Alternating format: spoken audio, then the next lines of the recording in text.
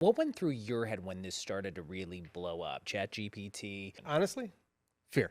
people literally need to be, Coached, mentored. One of my best stories too was he's a local software developer with a company here in downtown Scranton. He'd be like schlepping down the hall, but when he graduated, he walked across the stage. That's why I do what I do.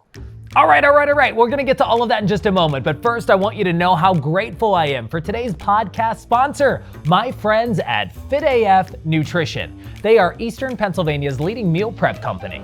FitAF offers meals of multiple sizes for people with various health goals. And you know what I love about this company? They use high-quality ingredients like grass-fed meats, wild fish, and locally harvested produce.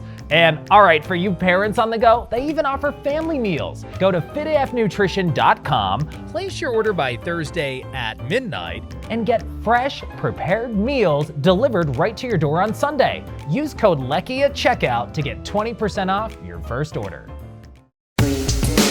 Here we go, buddy. It's the Ryan Leckey Show. Hey, what's going on, fam? And welcome back to another episode of the Ryan Leckey Show. With us today, I'm super stoked to talk to this guy because I follow you on social media, the one and only Fred Aebli. They call you Mr. Fred. I've also heard people call you Professor Fred. Yes. All right. And if you're like, okay, what's this guy all about? You have been in the computer programming world since like 1986, right out of high school. You teach at Penn State Worthington in Scranton. Yes. Not only for here, but also the World Campus. And you're like all things, not only computer programming, you have some background experience in like cybersecurity you touch on, and we're also diving into the future of companies with AI technology. As best we can. Yeah. Let's do this. And what I love as well is that you launched your own business Yes. to help get kids involved in technology called Get Me Coding. Correct. All right, so we have a lot to dive into. You ready for this? I'm ready. So first off, I think when people hear 1986, right, you started in the computer programming world. I mean, back in the 80s, right, nobody was thinking like, okay, this is going to be a big thing. Walk me through your story, because it also led to a career in the Marines. And thank you for your service, by the way. Well, thank you for recognizing it. And so, yeah, my story is really funny. It starts with 1977, Star Wars. You know, I'm 9 years old, and you're sitting in the movie theater. A lot of people talk about this. The spaceship comes careening out of the screen, and it's booming, and all of a sudden you're like, wow, I want to be there. So I had myself, going in outer space, but I was still a young guy, 9 years old. How do you do that? So you start to go to high school, you explore things. Computers weren't really a thing you saw in everybody's house yet. But I knew that to get in outer space, you had to be an astronaut. To be an astronaut, you needed to have a degree. To have a degree in what? Well, why not computers? So I studied computer science math. I went to college, studied computer science math.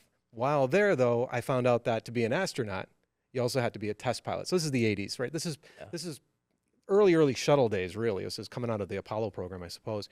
So you get a commission in the military and you go. I began to look at the different branches of the service. I talked to the Air Force, no offense to the Air Force. I talked to the Navy, no offense to them either. But I ended up talking to a neighbor who was at a cookout in West Scranton, who was a pilot and a recruiter for the officers in the Marine Corps. And he's like, Fred, you need to be a pilot in the Marine Corps. And he had a southern accent, but he was from West Side. I don't know how that worked, but that's the way it was. Let's go with it. That's Right? fine. So a shout out to Mike Durchek, one of my closest friends and mentors. And he pointed me in the direction of that program. I pursued it. And I was a small guy. I'm not a big guy, but I was in shape. I studied martial arts for the longest time. And then I finished up my degree. I got commissioned in the Marine Corps, and I went on active duty. And your degree again was in? Computer science math. And then I think eventually you went back for your master's. I did. So while I was on active duty, I did apply for the astronaut program. I got denied. And I always share that story only because you don't give up, because paths will evolve or emerge and you need to follow them. So I followed that path to continue on in the Marine Corps, got my advanced degree. And at that time, this other technology was starting to surface called the internet. I don't know if you've ever heard of it. It's pretty popular now with all the kids. So this started to emerge, and then I started to wonder, should I stay on active duty? Technology was calling me again. I was really eager to try it, build stuff with it, because I was doing some building of tech in the Marine Corps. I got off of active duty. I got hired by Bell Atlantic, now Verizon, in the Inner Harbor in Baltimore, where I got to help develop early internet tech. We were developing systems that can be put out onto the internet. It was really, really cool time. And really, nobody understood its full impact yet. There was no streaming video. There was no music yet. It was all text. I remember clips back on the Today Show or other networks, right? When people were like, there's this thing called the internet, right? When people post the throwback clips and you got to go to www dot, and then the email was like the symbol, the @ symbol. And it's kind of crazy how things evolved. And do you remember people thought the internet was going to be a phase? Yes. Like just a fad. Well, and I think one of the biggest tech companies around did when that was Microsoft. Microsoft saw this thing coming, but they were in a different, a way of delivering tech. They wanted everybody to have a computer in their house and install the software where you ran it on your computer.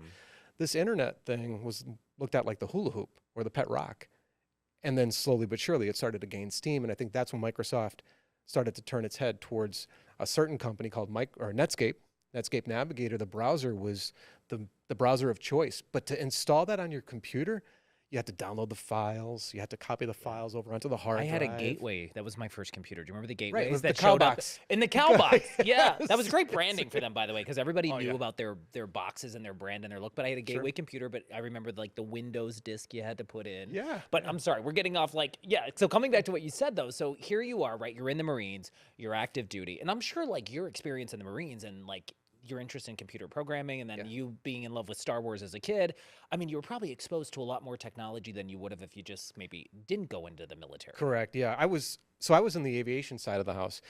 And when I was overseas for a while, when I came back to the United States, I was stationed down in Beaufort, South Carolina. And that was where the F-18 units were stationed on the East Coast. So being in that community, yeah, you saw tech. A lot of tech that was definitely more towards the, we won't call it the bleeding edge, but the sharp edge of technology, because there was some secret stuff that we never saw.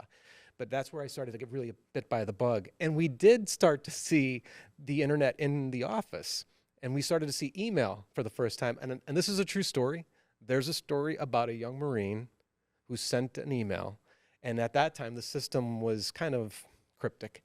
But if you sent it to star.star, it went to everybody in the Marine Corps, including the highest ranking officer, the commandant of the Marine Corps. Well, that young Marine got popular real fast. But that was how... Because he mistyped the email. Because he mistyped the email, right? And it, boom, it went out to What was everybody. in the email? Now I'm curious. It was him complaining. And that brought on a whole other world of hate that I don't think he understood it was going to be coming towards him. But it was one of those, I think, windows where we started to see, well, this is reaching everybody. And that's what really started to make me think, I want to be part of that. And that's what prompted me to leave active duty. And then I finished my time in the reserves, moved, I was in Maryland, but then I had an opportunity, I had a buddy call me up and he said, how would you like to do some more software work? And he goes, and come back to Pennsylvania. Because I had been out of the area now for nearly 10 years, 11 years. And I thought, sure, maybe it's time to come back home. They were an Oracle consulting group. So Oracle being one of the large software companies, database software. And they got hired out by PPL at the Berwick nuclear plant. So we were all down there on Fowler Avenue in Berwick, Pennsylvania, working on a very large contract to redo their software systems there and take more of their software, we'll say, online. And that's when I really started to learn about what the internet stuff was going to do. It was like capturing lightning in a bottle. We all got along in this office space. We were all doing cool stuff, and there was no documentation. There was no website to look this stuff up. So we were just building and breaking and trying, and it was really innovation. It was fun. Yeah, it was just so much fun. It's one of those rare opportunities where everybody just got along, and it was a really smart group of people, and we all learned from each other. We would work out together. We would eat lunch together. We would celebrate on Fridays together. We would do all that. I was the best man in one of the fellows' weddings. That's how close we became. But even back in the day, what year was this? This was like 1996, 1995. And I imagine as you're building computer codes and everything else, there was still probably nowhere near the attention on cybersecurity and threats as there is today. None. As a matter of fact, that's where the mindset or the paradigm has to shift. We teach a lot of people how to develop code now. One of the faults I think we have is when we teach computer science 101 or programming 101, students take an assignment and all they care about is really, I just got to get this to work. When they really should be thinking about, how do I harden this? How do I make this impervious to a hack or whatever? And that mindset is starting to change, I think, now that degree programs are evolving. But for the longest time, no, we didn't care. We just built it, put it out there. As long as it worked, it's good to go. Well, other people started to see where the holes are, and they wanted to get into the network, and see what they can hack into. But yeah, the mindset was not there early on. But we did know about it. I mean, movies like War Games, sure, you know, you can hack into the school computer and change grades, Hollywood version of that. Mhm. It was definitely out there, but it was a very cryptic and rare skill set. Now it's not. Coming back to your journey, right? So after you're working at a nuclear power plant, you're building software and stuff. How did you end up becoming, you know, they call you Mr. Fred at Penn State Worthington, based in Scranton, but you also teach for Penn State's World Campus. Right. How did that evolve? And what was your focus, you know, teaching sort of the next generation of computer programmers? And what are the courses you teach? Thanks for asking me that, because I like this story a lot, because it kind of pays homage to, I think, one of the greats that was in this area training so many young people. For some reason, one evening after work in Berwick, I was living in Kingston, and I drove up to my campus. Then it was Penn State Worthington Scranton. Now it's Penn State Scranton. And I came in there, and my old computer science professor was there, Rich Dempsey, rest his soul. We lost him a few years ago. But his light was on in the office, and I walked in. And I said, "Hey, Mr. Dempsey." And he remembered me. He's like, "Fred, what's going on? Have a seat." So I sat down. The next thing I know he's offering me an opportunity to teach MIS 104, Management Information Systems 104. Okay, it's just letters and numbers, right? All right. I said, "What is that?" He goes, "It's Advanced PowerPoint." And I looked at him, I go, "There is such a thing? Advanced PowerPoint?" Yeah. So it was an evening class. So I would do work, because I was working a lot of hours doing software development. But I would come at night and teach at the campus at night. So I did it for the fall term. I loved it. These were the adult learners, though. Well, now we call them non-traditional students. Got it. These are adult learners trying to reinvent themselves, right? Because the internet is starting to show up. People want to learn how to make websites. They want to learn more about tech. The PC now is in the workplace. And it was fun. It was really cool. And I was nervous, too, because I'm thinking, what do I know? I think we all suffer from that, what was it, the curse of knowledge? The curse of knowledge is because you know something, you assume everybody else knows it.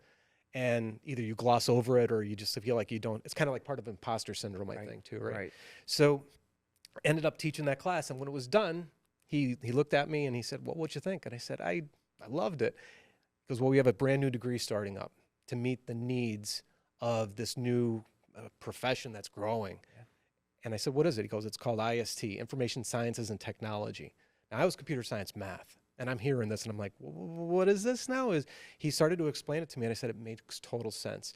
So the way it kind of evolved was the Fortune 500 companies in Pennsylvania reached out to the Penn States, the big universities in the state, and they said, "We need a new generation of problem solvers, and not computer scientist types." So they wanted people who can communicate, understand business requirements, the needs of a business and such.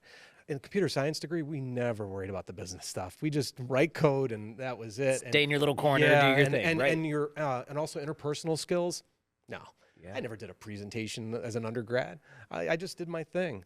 Well, this new degree changed all that. Team projects, collaboration, communication, writing skills, and then, oh, by the way, critical thinking, and then understanding whatever technology was starting to emerge, you need to become aware of it and ultimately roll with it. And that's what the degree became. So I tossed my hat in the ring. They offered me a job. I took the gig, and I've been fortunate to stay there. Now this is my 25th year. 25 years of teaching, 25 years. which is awesome because during that time, even the courses you've taught have evolved. Yeah. Oh, yes. Walk me through. Obviously, I know some of those. Advanced PowerPoint was sort of like your foot in the door, right? Right. I still think people would benefit from a class like that now. They There's still definitely people would. who struggle. What are you focused on now, though, in 2024? Well, And what do you think, whether it's at Penn State or other schools, this is what should be on the radar of students? I could really knee-jerk this answer, right? I could say AI, easily. But what does AI mean? So when I say AI, it's artificial intelligence. Artificial intelligence has its roots in computer science. But a lot of disciplines, technology disciplines, end up landing, growing, and then they splinter. And not in a bad way. As an example, we were just talking before we came live, the cybersecurity profession was definitely a hardcore skill set. You're talking about cryptology and a lot of the deeper science within getting into a network. Now it's also has an applied side where you can kind of look at a tool and then use it. So that's a tool that somebody else built. either to protect or hack. And then there's another splinter that goes off and just says, can you run a checklist? Can you go through an office space and say, okay, you're not doing this, you're not doing that, you're not doing that. Excuse me. So it's kind of broadened. AI is going to do the same thing. You know, we're already hearing that you could do prompt engineering. Prompts are those texts that you could type into the chatbot that gives you a response. And then I think you will see how do we use it that meets the need of our organization, whether it's healthcare or education or media or anything. So AI is definitely the evolution, but the problem being, where do we start? One of my things that goes through my head as a geek, and I watch this stuff, I've been around it a long time, the problems stay the same. So we still need people who can critically think. We still need people who can look at a problem and break it down and then understand how to apply whatever technology it is to fix it. Now, when I use the ChatGPT, we'll say ChatGPT, for example, there's several out there. There's Bard, there's Claude, ChatGPT, and many others are evolving. When I put something in there and I get it back, I could draw upon 35, 40 years of experience and say, that's not quite what I want. I'll tailor it. Can a 13-year-old do that? Can a 15-year-old do that? Can a 21-year-old do that? How do we get them to the point of knowledge to be able to look at what the AI is presenting them without using the AI to get them to that point? And that's where we're struggling in education. I think we're all watching this. We're all starting to say, okay, it's a good thing to have, but how do we use it? And you mentioned education and teachers everywhere thinking, oh my gosh, there's software to find out, was this term paper written by AI, et cetera. But what went through your head when this started to really blow up? ChatGPT, what was the discussion, on the university level when this was happening in your students? I mean, it was exciting for a lot of people because it was cutting down on a lot of work in different industries. What went through your head when you're like, okay, this is blowing up? Because we're going to get to the whole, where it's heading in a moment, but what was your initial gut reaction? Honestly, fear. I'll be honest with you. Whatever, Marine Corps, blah, blah, blah, all that aside. I was thinking about my job. I'm wondering, is this thing going to take my job? Because I was starting to see what it could produce. And then I started to dig into it. And then I realized, oh no, this isn't going to do that. It's not going to be able to do that yet. And it's going to take some other efforts for those things to evolve. But initially, I can't speak for everybody, but I did. So ChatGPT hit the streets in November of 2022, right? So we go into that fall, and it was kind of like under the radar screen for educators. Then we go into the spring of that year following, and we're hearing students are using it. And that was the first initial reaction was, oh, it doesn't write well, it doesn't do citations. And I'll never forget, by the, I think it was the middle of the spring, that was the general gist that professors and teachers would say to students. It's kind of like the Wikipedia approach, can't use it. Well, all of a sudden I remember one day a student comes up to me and goes, you said it couldn't make citations, and he pulls out an app, and he shows me an app that was built on ChatGPT, and it was producing citations, and those citations were viable. And at that moment, I'm like, here we go. This is it. But then I looked at it from a code writing perspective. We do a lot of work to get students to understand how to write code and the languages. There's been some great talks about that recently. If you look at it like this, Ryan, we've been producing software developers for over 50 years at least, 60 years, and we still produce lousy software. The AI won't. And that's what we need to be aware of. It's going to produce software quickly. The good thing about that, though, is it's not going to take away a lot of software development jobs in the standpoint of everyone's going to be wiped out. It's going to allow us to see something, produce, or understand a business need, produce something, and if it doesn't work, scrap it quickly and rebuild it. That process right now is very elongated for businesses. It costs a lot of money, it costs a lot of time, it costs a lot of resources. So we're going to see that get cut down, and that's going to be a good thing. But it's not going to ultimately replace everybody because you still have to implement it, you have to change it, you have to recognize the change, and so on. So yeah, so initially it was fear, but then it became one of, I need to learn this. So let's dive into this a little bit more. For people who see this, and we're talking about AI, and everywhere you see it, it's going to take this job or whatever. What jobs or industries do you think AI is going to start kind of replacing some of those gigs? Because you already see stuff across social media, right? Like Amazon warehouses and other things, they're using robots, utilizing AI and replacing workers. But what industries are really going to benefit? Because I think those who are scared, right? Like you said, you got to jump on this, or it could be your job, you know, because AI could ultimately improve a lot of people's professions. Yes, definitely. So I was going to go back 1 second. The other group that was when I started to let my students use it in the classroom, there was another group, another discipline in the English department would be like, why are you teaching them how to cheat? And it's like, no, we're not teaching them how to cheat. We're teaching them how to use a tool. And that's what this is. That's what we have to remember. It's a tool, and we have to learn to control it. But to control it, you have to understand it. And I think that's where we are right now. There's a lot of people. I think there's a Pew Research study, maybe almost a year old now. It's probably a little dated. But it was talking about only 48% of Americans knew about ChatGPT. And in that 48%, only 18% were using it. And going back to that curse of knowledge, I'm thinking everybody's using it. Like, I'm looking around the room here. I'm sure everybody's used it. But then you find out, no, they haven't. So I think now that pool has probably gotten bigger. But where it ultimately can impact jobs, I think with robotics, I think anything that's repetitive, you're going to see an opportunity for an AI inside of a robot, a mechanical moving robot will replace those menial jobs. And if I were to help allay any fears, I would say, yeah, AI will probably take jobs. Just like any other technology over time. We've been doing technology evolution forever. And the one analogy I think a lot of people use, the horse. If you had driven around Scranton in 1920, you would have seen horses and carriages and blacksmiths in certain areas. They don't exist anymore. Now, they're still horses, but they're not in the streets. So that technology, mobile technology, automobiles, trucks, that kind of pushed that away. So we always have been seeing the shift. Change is always hard, though, and we need good leadership to ease that through us. That's one big thing. But I think the repetitive aspect, those jobs are the first tier. I don't want to say specifically what industries, because that would be speculative, but I definitely feel that there's anything that's repetitive. Folding towels, for example. There's robots that can easily do that, and they can do it cheaply. So anybody that doesn't learn how to use the AI, they're going to be the ones who are going to be displaced, I think, in my opinion. So what does that mean? You have to adapt to it, whether you're writing creatively or whether you're writing code or whether you're you're proofing something. That's where I think you need to be understanding what it could do. And coming back to coding, tell me about the project that's so close to your heart, Get Me Coding. So Get Me Coding was started almost 9 years ago now, really. I had been doing kids coding camps to help inspire and ignite curiosity on exploring learning how to code, because it had this barrier to it. When you think of it, I'm sure if you think computer science, the next thing you think of is math. And math sends a shiver up everybody's spine. I'd be like, I'm out. I'm out. Right. Yeah. And really, with the way it's evolved, yeah, math is still an important ingredient in true hardcore computer science, but there's a whole other layer of software development that doesn't require calculus. And I could already hear some of my peers be like, what are you saying that for? If you're listening to this.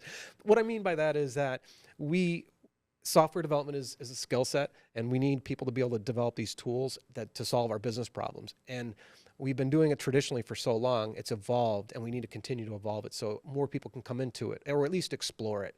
So now we have low-code tools that don't require any programming knowledge, but you could snap blocks together and you could see results that'll achieve some kind of results. There's definitely still the hardcore research people that have to build these algorithms that are hard to build. But I think with Get Me Coding, what I did was I was doing the kids coding camps, but then I was looking at what we were doing, and then I felt like we could be doing more. And I could move faster on my own, and I evolved and grew what we were doing initially, and I built out what I do now at Get Me Coding. My whole goal is really to inspire, really to spark curiosity, just spark curiosity. Because I think about me a lot in all this whole process. I was never a great student. I was a good student, and I liked what I did.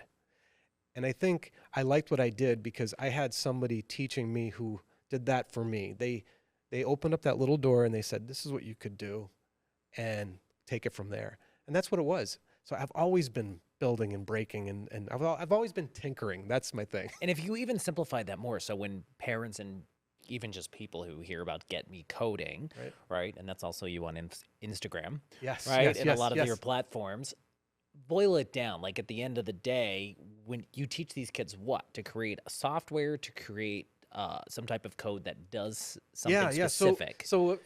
Dumb it down for the people who don't have, computer programming background. So yeah, that's a great question though too, Ryan, because that's another thing.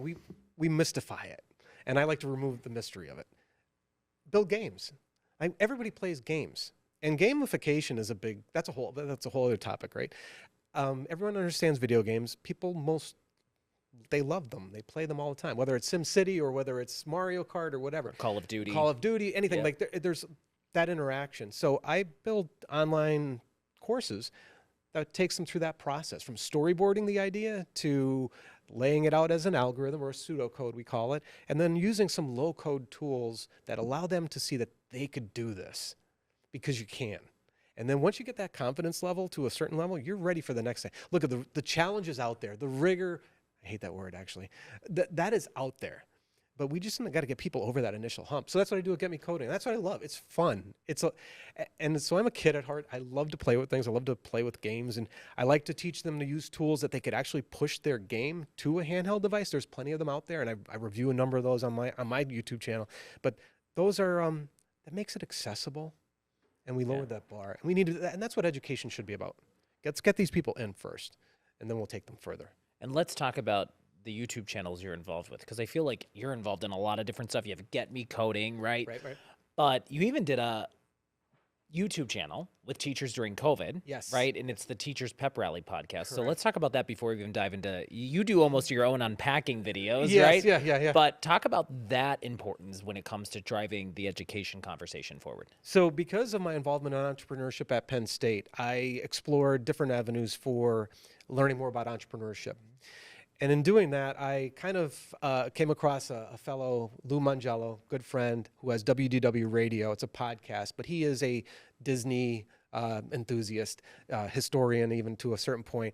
And he corralled us up as a 50-person workshop, only 50 people. Because I'm sure you've been to a conference where you go and you're like taking all these notes and you walk away and you never use them. Yeah. The workshop was really focused. While there, I bumped into 2 other teachers, and we got to know each other. Okay, so that was before COVID. We were all doing our own side hustles because we were all teachers, and I was doing Get Me Coding, and another friend was doing stuff with theater, and another one was doing more stuff with education. Well, when COVID hit, I started calling them and talking to my peers, and we were all saying, oh my gosh, what are we going to do now? How do you feel about this? And in our conversation, I raised this one question to Aaron King. I said, Aaron, do you think other people would like to know what we're talking about as teachers, like behind the curtain? Because we're people, and we were feeling it. Not to go into the dark hole, but when we were in COVID and I'm teaching online, picture this. I challenge anybody to do this. Go into your closet and talk to yourself for 2 hours. That's what teaching online was like during COVID, because we weren't allowed to tell them to turn their cameras on. They could only turn them on if they wanted to. And then we changed our policies and so on. So that's a mental load, and especially for a guy like me, I like to be. You're like, hello, is anybody there? So I really reached into that entrepreneurial bag of tricks to be engaging. And I tried to do everything with Kahoot quizzes, like these quizzings and I felt like I was hosting game shows, and teaching a technical topic on top of it. So it really would be exhausting. So we would share these things, and we said, let's create a podcast. The Teachers Pep Rally podcast. Yeah. And there was 4 of us. 3 of us were in Atlanta. I'm up here in Pennsylvania, and we would host. We went with a weekly schedule, and that grind could be tough. But we had guests from all around the world, mainly in the United States. Teachers, principals, administrators, anybody involved in the education space, just telling their story of what they were doing great. And it was the whole podcast was designed to uplift teachers. Is that still underway post-COVID? Yeah, so we just hit our 100th episode last week. And we've now shifted the format a little bit, and we're still going to keep on doing it, because we said as long as there's a need for teachers to get some information, because you do some days feel as if you're alone. Now, some schools are really good at community building amongst the teachers. At the college level, sometimes you do feel like you're an island, because you just go in, do your thing, teach, and you move along. But I'm so proud of what we've done. And when we did a reflection episode last week, 2 weeks ago, I can't believe we've been doing it for 3 years. And I think one of the questions that was posed to me was, what do you think of it all? I said, I think it helped me more than I think it helped other teachers because it was almost like my therapy. I was just going to say that it was a therapy It session. was awesome. And Yeah. so I just want to share something real quick, Ryan, with everybody. If you don't listen to that episode, that's fine. I would love for you to listen to that episode. But the big takeaway is you don't need to go crazy. You don't need to build a web platform and build a podcast and build a social media platform. Just be together and share and be kind to each other. And also just to make sure you remember you keep one focus, and that's the student. That's the key element, is to focus on them. When I think of everything you have involved with, right? And then the Teacher Pep Rally podcast, Get Me Coding. You also got involved with kind of unpacking videos on another YouTube channel, right? What is that one? So that's still my Get Me Codings and my own stuff. So like I said, I like to Which I'm think- always fascinated by any unpacking videos, because then you see sometimes like on network news, right? Here's a 10-year-old making 20 million a year for opening toys. I'm like, why didn't I have this gig, right? Or even like dogs who just open up like a box from like, a supplier like a Chewy, and they're just digging through it and these people are getting paid. I'm like, how did I miss this? No, I know, right? And it's funny too. I always think about Christmas Day growing up. I remember the box was the most played with thing than the toy that was in the box. Yeah. So yeah, I ended up buying a device because I thought it was cool. You could make your code and push it out to the device, and you could have it in your hands. And what a cool thing for a kid to go to their grandparents and say, "Look what I made." Yeah. But then I found out there's a whole ecosystem of that, and I was contacted. I've been contacted by these other people who produce these devices, and they're like, "Oh, will you make us a video of unboxing this and doing this and cover it and make it a quality this?" And I'm like, "Yeah." Hey, I asked you about this. You have 3 grown kids. Yes. Right? And I said, do your kids think you're super cool? Because you're basically like, you're doing some influencing, you're unboxing videos and getting money for it. Like, what do your kids think? They're going to be listening to this, and I know they think I'm not an idiot, but they're like, no, they don't think I'm cool. They're like, all right, whatever, Dad, whatever. No, put the camera down, Dad. Put the camera. It's like the reverse sometimes, Yeah. But I will say this: in the class that I taught a terrorism class because of my background, and it was a new degree for Penn State, and we had a lot of reading. Students don't like to read. Newsflash, and I said they have to read. It's an analysis course. They have to read. So I'm thinking, how are we going to get them involved in this material? So I had this course project, and it was you had to figure out what the threat was evolving, where it was going to happen, how it was going to be done, where, how, who. Sound familiar? I was in my game This closet. sounds like a Law and Order SVU unit or something right now, or episode, I should say. No, I was upstairs. I opened up the closet door, the game closet, where we kept all the kids, and they're staring at me at my eye level. This is the truth. Clue. And all of a sudden, I'm like, oh my gosh, we're going to make this a game of Clue in this class. This will be a 10-week project. So I gamified that project. That's what we ended up doing.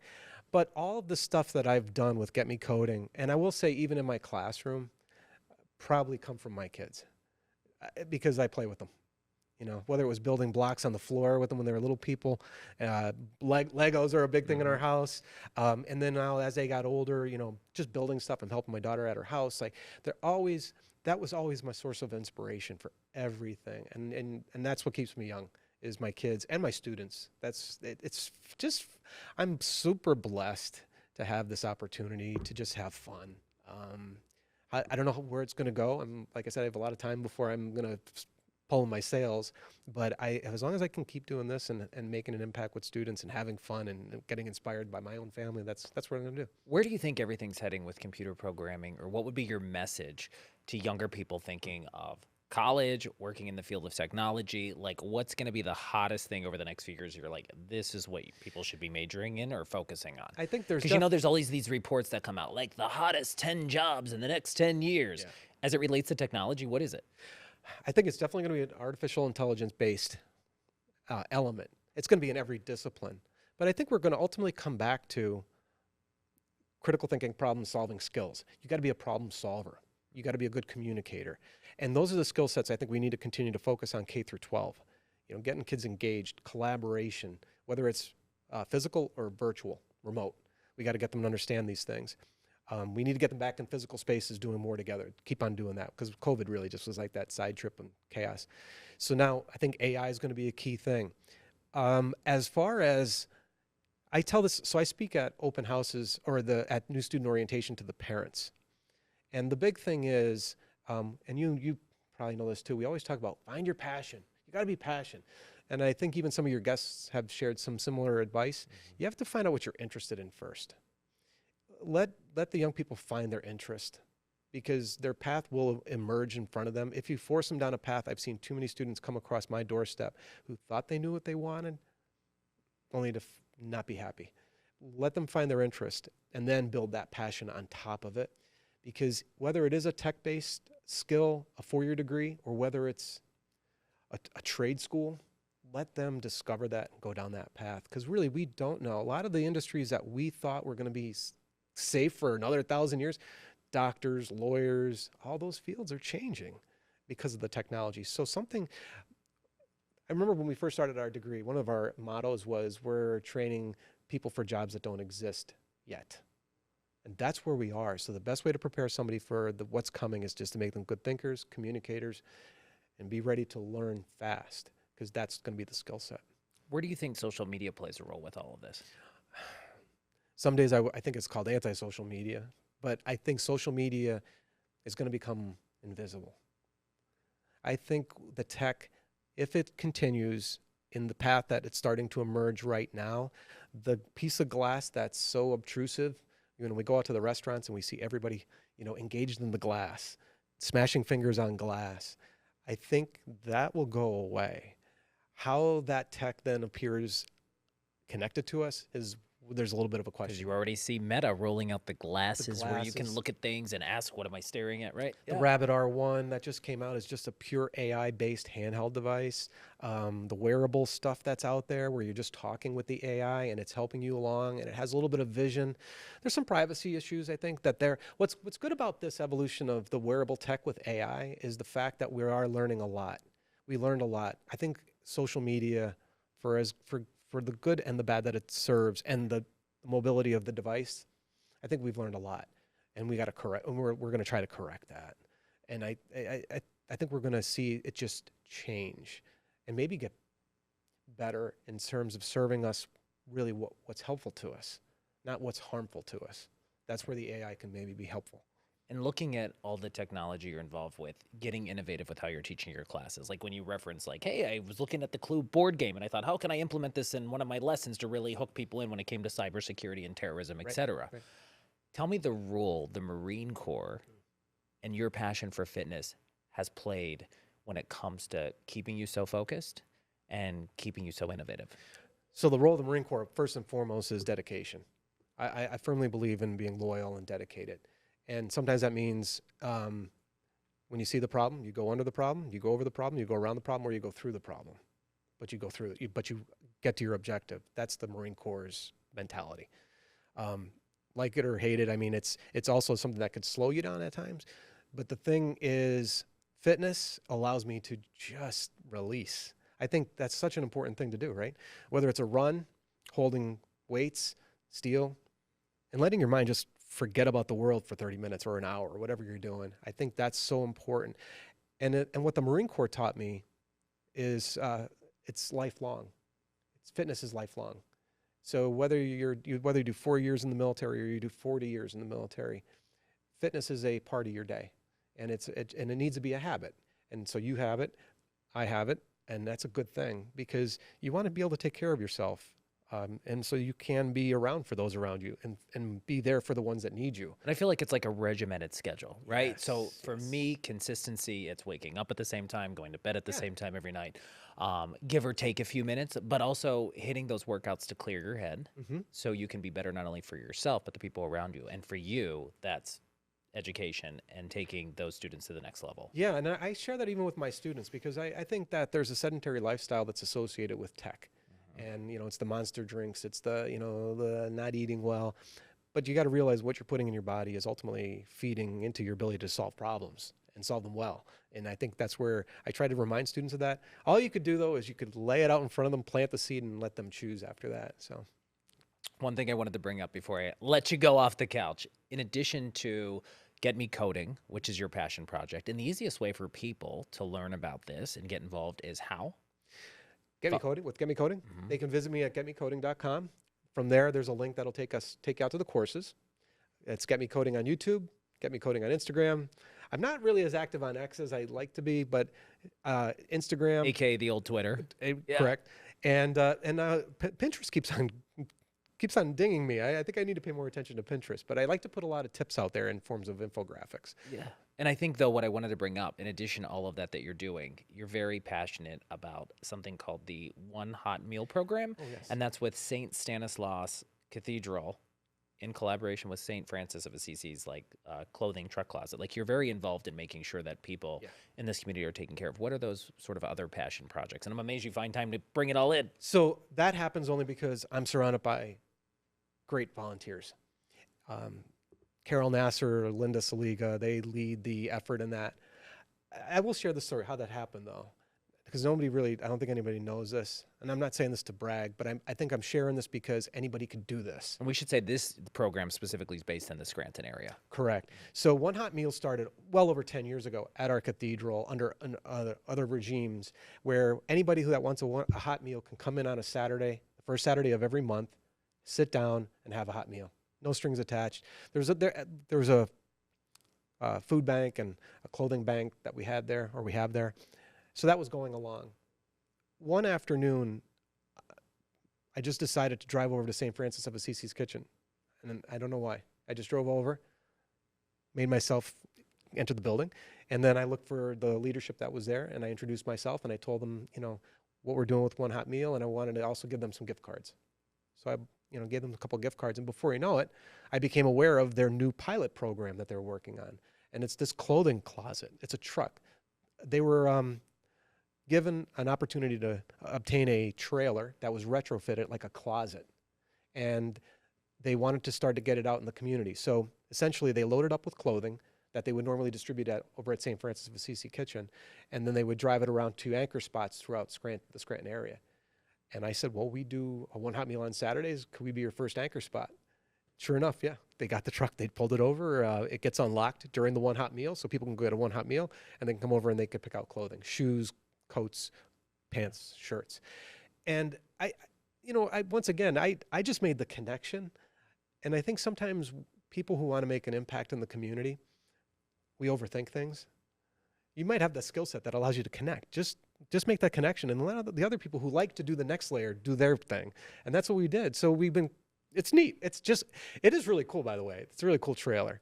So Rod did a great job with that. And then we'll see where that step goes. But that was something that I love to do. I think we have a role, for those of us who can, we have to continue to care for those in the area because we're all in the same community. We've got to realize that if one part of the community, it's a system. It's like somebody chops off your arm. You're going to feel that. When one part of the community starts to struggle, it affects everybody. So we have an obligation to help everybody out. Just maybe it's self-serving in that regards, but I think ultimately we need to be there in the community if we can. And the last thing I would ask, when you're driving to help with the charity projects or teaching at Penn State Worthington, hanging with your dog, Oliver. Yes, my man. When you're maybe trying to fill any downtime that Mr. Fred has, what podcast do you listen to? What inspires you? You do a great job. Oh, please, checks in the mail. I know. It's fun hearing your talks because, like I said, you promote the area, and I think that's what we need to. We don't do that well enough. We're always hit and miss of promoting our area. We have so much going on, right? So much good. There's so much, and yet, yeah, I guess it just takes. I think you have to leave and sometimes come back, or maybe you have to be, transplanted here. I don't know how it works, but I think the one that I like to listen to is Eye on AI. Eye on AI. Now, some of you may listen to that and feel it's too techie. I'll skip that one. Go on to the next one. That's a really, really good. It's no frills. It's no hype. It's an interview with someone who's deep in that, and you can learn a lot from that and get a sense of where this industry is going. So if you are feeling anxiety over the AI's rise, like if you want, that's a terrible, it sounds like a Terminator, right? If you were worried about that, the best way to address it is through education. You need to learn about it, and you need to try it out. So that way you don't feel like you're going to be replaced, I suppose. Right. And you continue to try to just inspire not only younger people with Get Me Coding, but the students who teach at Penn State Worthington. Last thing, any huge success stories that have really stood out to you in your 25 years in education? Where you're like, this is what I do. Did somebody come up with a code that you're like, man, this is going to be a game changer? Yeah, I don't want to single just one person out, only because there's so many. But I will. I'm going to single out Parkston Meyer. So Parkston, this is for you. You talk about the pipeline of involvement. It happens. I think the example that I would say, first of all, is when you look at athletes, you hear about the kid involved in travel baseball or travel basketball, and they may play in high school, and then they go on to college, and maybe they make the pros, right? The lottery ticket to whatever. So that's the pipeline. Education is the same thing. And many years ago, Parkston I believe he was cyber schooled, and he came to my kid's coding camp. And he did it not one summer, but multiple summers. And then he brought his brother. A few years later, he graduates from high school. Where is he? He's a freshman in my class. Bright guy, motivated, fun, great communicator. And he has his own YouTube channel. And his brother they have their own YouTube channel as kids. But then he was also building his own VR game. So there's a lot of really cool mechanisms in this area, one of them being TechBridge. Don Webster leads that group, and they have the business plan competition, which is sort of a local version of Shark Tank. Correct. And Don always tells me, and he's going to be a guest on our show, but always tells me they did Shark Tank before Shark Tank. Yes. Yeah. Yes. Don's like, let's just do it, Well, anyway, Parkston was a candidate to do that. So sure enough, he graduates our program. He wants to do his own thing. And we're going to actually have sit-down lunch here, I think, in the next coming week. He's launching his VR game. So VR, virtual reality. Virtual reality, yeah. Like, So wait, this what? is like a so it's like the way he would phrase it, and I apologize if I get this wrong, Parkston. It's it's kind of like a virtual reality game, a la Wii, like a family game, like you could play head to head, but in the virtual space. But he has a really clear vision of where the stuff is going, which is what's really impressive. So he's a great story, but there's so many students that I've seen come across the doorstep. One of the blessings we have at Penn State Scranton is we have freshman to senior year. And I see them come out of the high schools locally. And I could tell you sometimes, just by having them in class, I could tell you what high school they came from. And by the way, I apologize too. Did they drop the Worthington name? Yeah. I knew that. Yeah, I'm thinking, I keep fine, calling it that. But I think a lot of people in this area still call it do. that. Yeah, so much love for Penn State Scranton. But I think, when I moved to this area, it was still that, right, for a long time. And I think that's just habit. Funny story behind that is our chancellor. And I'm a Pitt grad, so don't hate me. Well, but my son-in-law is too. So it's all good. All right. So our chancellor really had a hard time when he would introduce himself when he was new to the area. He didn't want to always like to say like Worthington Scranton. He kind of stumbled on it. So he said, what if we drop the Worthington part? So he contacted the Scranton family, and then they agreed. They said, yeah, that's okay. And so we just cut it to Scranton. So it makes it a little bit easier for him to say, but it's also more reflective of the region, what we represent. But coming back to what you said, it's just I think the people who you've seen in Get Me Coding who've then pursued, a career in this, and then you see him at Penn State Scranton in your classes. And it's really cool because I think what you said, you're taking people, critical thinkers, but people who know how to communicate. They have interpersonal skills. And gone are the days maybe from the 80s where you just hide in a little cubicle. People literally need to be sort of coached, mentored. Yes. And to be able to interact with others and not just kind of sit in the corner, but all of that plays a role in the computer programming world. Yes, it does. And that's what I've seen, and that's what I enjoy. Now, does everybody come along on the ride? No. We've definitely see some people go astray.